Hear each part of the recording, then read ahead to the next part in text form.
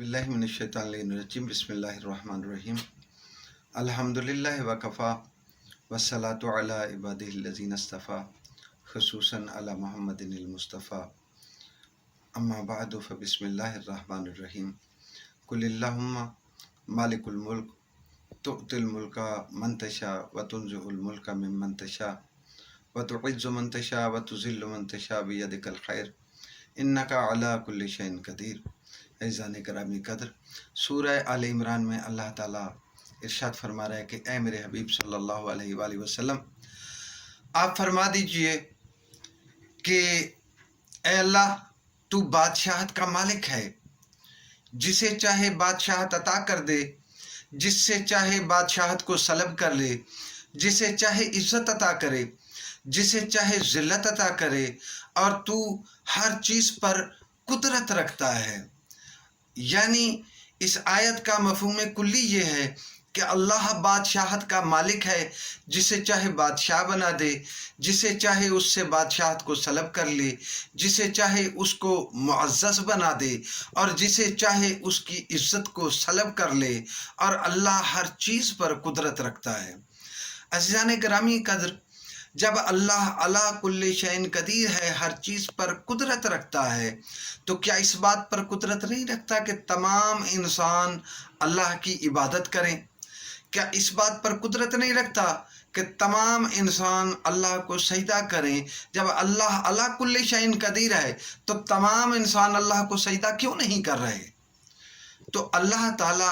इंसान से तमसीलात के साथ मुखातिब है। कुछ तमसीलात मरई होती हैं, कुछ तमसीलात गैर मरई हैं। तो जो मरई तमसीलात हैं, उनमें से एक छोटी सी मिसाल है कि अल्लाह ताला ने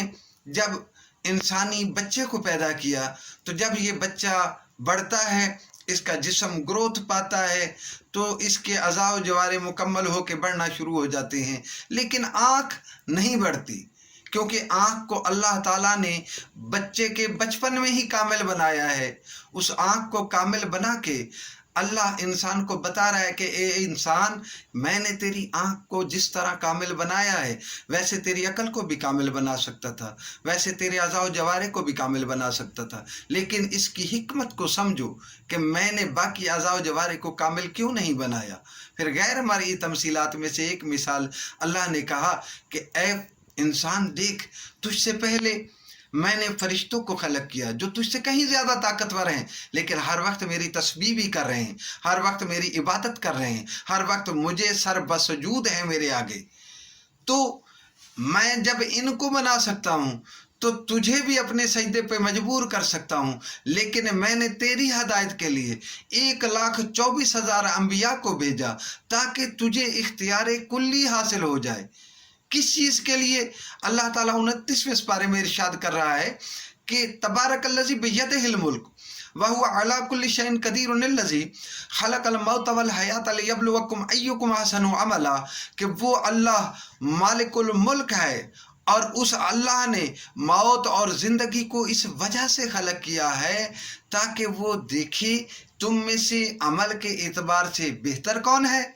और उलमा के एक ताइफे ने इसका इस तरह तर्जुमा किया है कि तुम में से बेहतर अमल कौन कर रहा है, तुम में से अमल के एतबार से बेहतर कौन है, या तुम में से बेहतर अमल कौन कर रहा है। दोनों तर्जुमे से हमारा मकसद हल हो रहा है कि इंसान को आसन अमल के लिए अल्लाह तहरीक दे रहा है। अल्लाह बता रहा है कि मैंने तेरी हदायत के लिए 1,24,000 अम्बिया इस वजह से भेजे ताकि तू नेक अमल करे, आसन अमल करे। तो जो आसन अमल इंसान करे, अल्लाह ने मुकम्मल तौर पे उसको इख्तियार कुल्ली दे दी कि तुम्हें अपने नेक अमल करने में मुकम्मल इख्तियार हासिल है,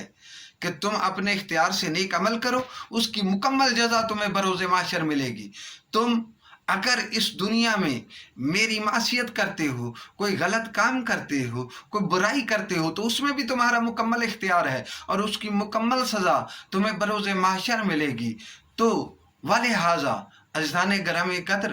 आप देखें ये दुनिया और इस ज़िंदगी की इस मोहलत को अपने लिए अहम और कीमती गर्दानते हुए ज़्यादा से ज़्यादा नेक अमाल करें, اور احسن عمل کو کھوجنے اور سراغ لگانے کی کوشش کریں تاکہ آپ کی زندگی کے مقصد کو تکمیل مل سکے. وما علیہ الا البلاغ.